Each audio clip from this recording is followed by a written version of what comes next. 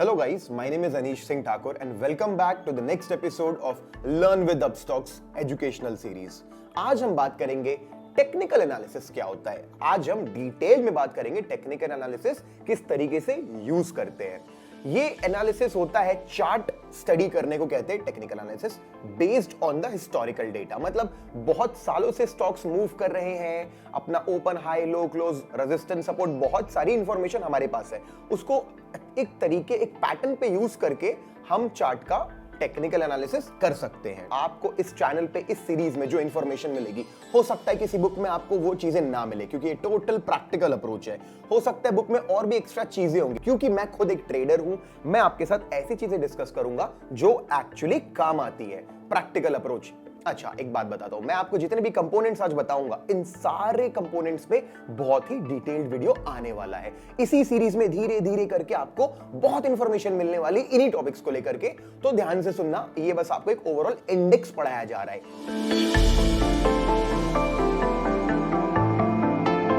Technical analysis start करने के लिए मैं एक चार्ट दिखाता हूं आपको। एक चार्ट हमने ओपन किया। अभी इस चार्ट में क्या दिख रहा है? सबसे पहले रेड ग्रीन दिख रहा है आप लोगों को।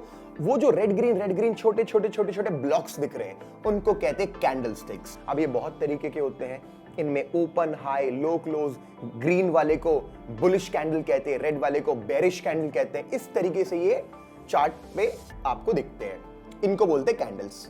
अभी देखो, ये कैंडल्स मिल करके भी एक टाइप बनाते हैं, उनको बोलते हैं चार्ट पैटर्न्स। जैसे कि डबल टॉप, डबल बॉटम। आपको दिख रहा है कि ये जो चीजें होती है, ग्रुप ऑफ कैंडल्स मिलके एक चार्ट पैटर्न बनाते हैं, जिससे हमें मार्केट का स्ट्रक्चर समझ में आता है।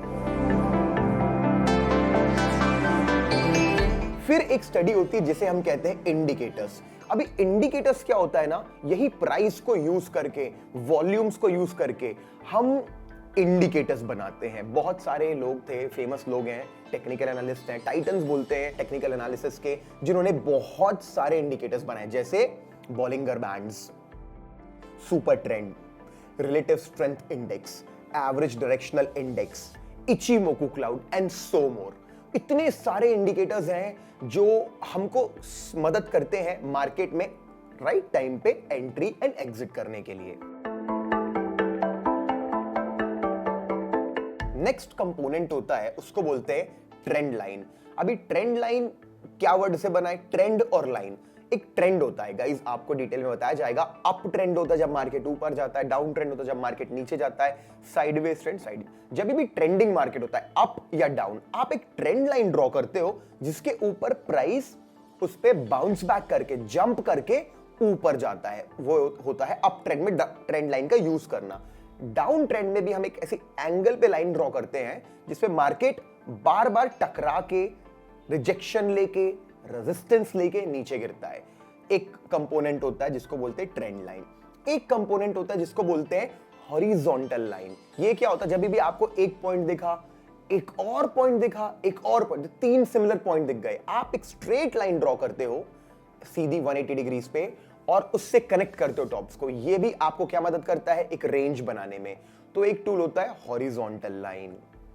अभी और भी बहुत सारी चीजें होती है, जैसे फिबोनाची रिट्रेसमेंट्स की। अब जब एक स्टॉक नीचे से ऊपर जाता है, हम एक टूल यूज करके बॉटम से टॉप पे कनेक्ट करते हैं, हमें कुछ लेवल्स मिलते हैं, उसे कहते हैं Fibonacci retracement.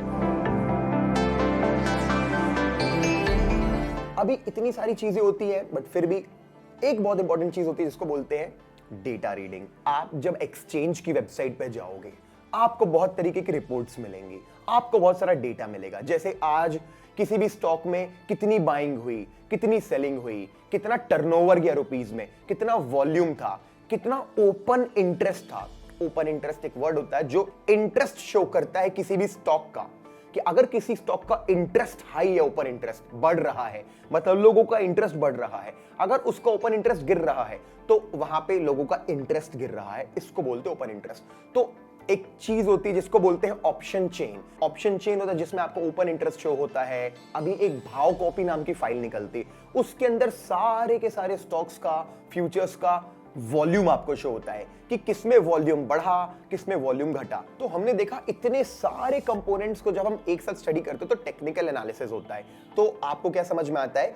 Technical analysis is a very important study for short term traders जो इंट्राडे ट्रेडिंग करते हैं, स्विंग ट्रेडिंग करते हैं, और लॉन्ग टर्म ट्रेडर्स के भी काम आता है क्या? ओके, मैं अग्री करता हूं, मैं कंफर्म करता हूं आपको बेसिकली कि fundamental analysis is mostly required for long term investing. हाँ चलो मान लिया कि फंडामेंटली एक स्टॉक स्ट्रॉन्ग दिख रहा है, लेकिन एंट्री एग्जिट कहां करना है? क्या ये फंडामेंटल एनालिसिस बताता है? नहीं बताता।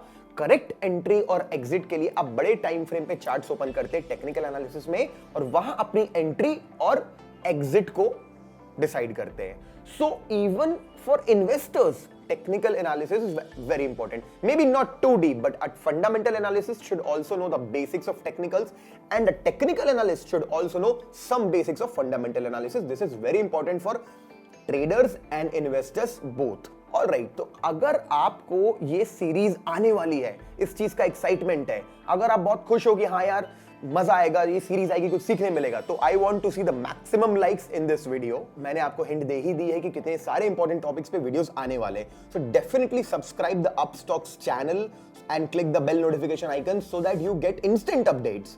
एंड यस, अगर कुछ भी है आपको लगता है यार इस पे भी वीडियो बना सकते हैं क्या, या कोई फीडबैक है, सजेशंस है, I welcome you, I encourage you. Please post your comment on the section, our team will definitely try to respond. आप कमेंट करो अपने views and we welcome it. Thank you so much everyone, and I'll see you soon in the very next video.